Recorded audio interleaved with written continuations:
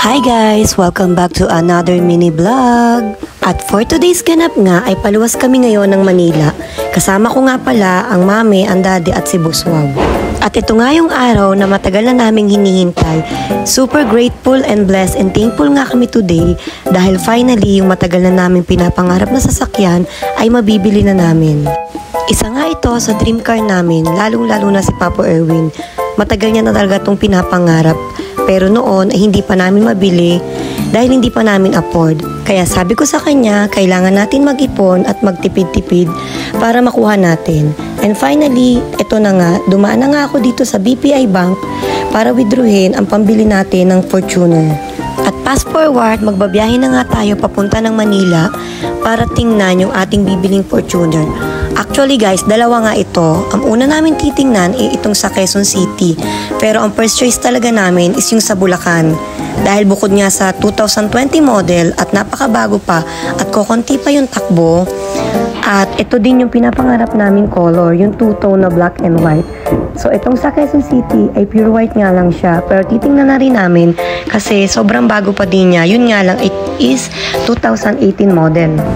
At yun yung sa Bulacan ay 2020 model na bagong-bago pa. At alam nyo ba guys kung sinong may-ari ng binibentang Fortuner sa Bulacan? Si Cherry White, ang napakasikat na vlogger. Na talaga namang good as new. Kaya practical lang din kami. Kaysa kumuha kami ng hulugan, bibili na lang kami ng second hand na medyo bago pa na alam naman natin na wala tayong magiging sakit ng ulo. Sa mga nagtatanong nga pala at nag-PPM sa akin, napakadami nyo hindi ko kayo ma-replyan kung hulugan daw ba to or cash. Yes po, cash po ito dahil nga po second hand lang ito and good as new lang po. Super blessed and thankful din niya talaga dahil ito talaga ay dapat ay August pa namin bibilin or August pa kami bibili ng aming dream car dahil nga ang plano namin is pa-birthday ito kay Papa Erwin.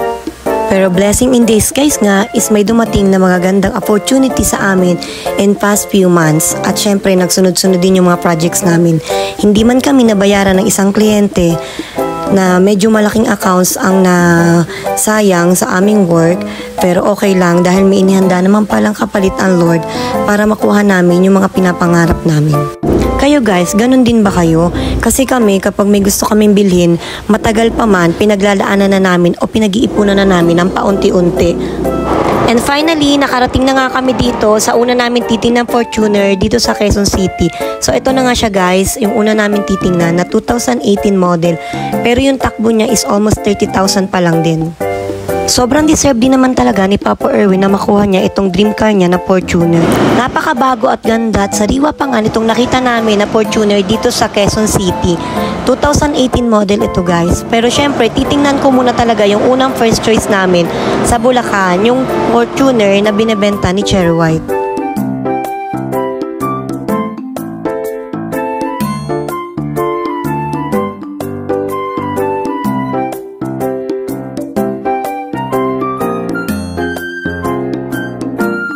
At fast forward nga guys, ay magbabiyahe na ulit tayo papunta ng Bulacan. At ito na nga, nandito na nga kami sa area kung nasaan yung binibentang kotse ni Cherry White. At ito na nga yung guys, at i-check na nga namin. Napakabago pa rin talaga at sariwa. At syempre, top of the line, dahil nga 2020 model lang siya, at hindi rin masyadong nagamit ko. Konti pa lang din yung takbo niya, at napakasariwa pa talaga, good as new. At ito rin yung hinahanap naming color na two-tone. At bago nga kami bumili ng aming mga pinapangarap ay sinasabi ko nga muna sa mga mami at daddy. At syempre sila muna yung dalawang nakakaalam sa aming mga dreams. Kaya tuwing bibili kami ng sasakyan or mga bagay-bagay ay sila nga yung lagi naming kasama para tumingin o ipakita yung second opinion nila. Napakabago nga nito guys at hindi nga kami nagsisi kahit medyo malayo-layo nga yung Bulacan ay hindi nga kami nagdalawang isip na tingnan at i-check itong kotse na binebenta ni Cherry White. Finally guys, mukhang ito na nga yung mabibili namin. Dahil unang kita pa lang ni Papa Erwin ay nagustuhan din talaga niya. Dahil napakasariwa, bukod sa napakabago at kapal pa din ang gulong niya, ay sulit na kami dito. Ito na nga ang aming pag-uusapan at ang syempre, ang tawaran. So ayan na nga, ite-test drive namin siya palabas para makita ni Papa Erwin o maramdaman niya kung okay ba talaga itong bibili namin na Fortuner. Iikot nga lang kami dito palabas ng highway sa may subdivision para ma-test drive namin. After nga naming ma-test drive ay bumalik na rin nga kami dito sa area. At ito nga, pag-uusapan na namin yung presyo at check ko nga yung mga papers kung kumpleto ba at pwede na ba kaming magbayaran. So this is it guys, super blessed and thankful talaga. So ito na nga guys, chine-check na nga namin yung mga papers at kumpleto naman siya. Ready na rin ang deed of sale at syempre nakapangalan pa ito kay Cherry White. Kaya ipapalipat na lang namin ito sa pangalan namin kapag kami ay nag-renew sa LTO. Kumpleto din yung mga susi niya, pati duplicate. Kaya ito na guys, this is it. Syempre, thank you so much Lord sa lahat ng blessing. Despite of a lots of trials, struggles, sa mga nangyaring mga nagdaan na hindi maganda. At syempre, mas lamang naman yung magaganda. So, yung mga hindi maganda, so ito yung mga lesson learned na para mas mag-grow pa kami sa aming business o sa aming mga trabaho para mas lumawak pa yung kaalaman namin. Ramdam na ramdam ko yung saya at super excited ni Papa Erwin dahil parang nananaginip lang daw kami na mabibili na namin ang napakatagal na namin pinapangarap na dream car. So ito na nga guys at magbabayaran na nga kami at nakikita ko rin kung gaano kasaya ang mami at ang daddy para sa amin. Grabe guys, alam niyo yung pag-iipon at pagtitipid na ginagawa namin. So dumarating sa punto na nagiging kuripot kami minsan. Ganun kami kapag may gusto kaming bilhin. Hanggat hindi namin to na-achieve ay talagang sa'yo man ay masasabing higpit sinturon talaga kami. Tayo din ba guys ganun? Kapag may gusto kayong bilhin ay kailangan talagang pag-ipunan, matagal man ito. Pero makukuha din natin. Kami kasi guys, tuwing may gusto kaming bilhin at mayroon kaming biglang income or nakakaswerte or bigla kami ng projects, ay sineset aside ko talaga yung savings para dun sa bagay na gusto namin bilhin. So hindi talaga namin siya gagalawin. Sabihin na nating magkaubusan man is hindi namin iisipin na may nakasave kami na para dun para hindi namin magalaw. Para ang tendency is madagdagan lang na madagdagan yung aming savings para sa bagay na pinapangarap namin. Grabe pag ang Lord ang kumilos. Actually guys, August pa dapat kami bibili.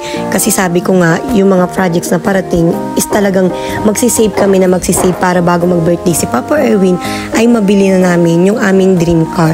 Pero dahil ang Lord ang kumilos, wala pa talagang August ay nakuha na namin. Kaya thank you Lord sa lahat ng blessings, sa lahat ng clients na nagtiwala sa amin.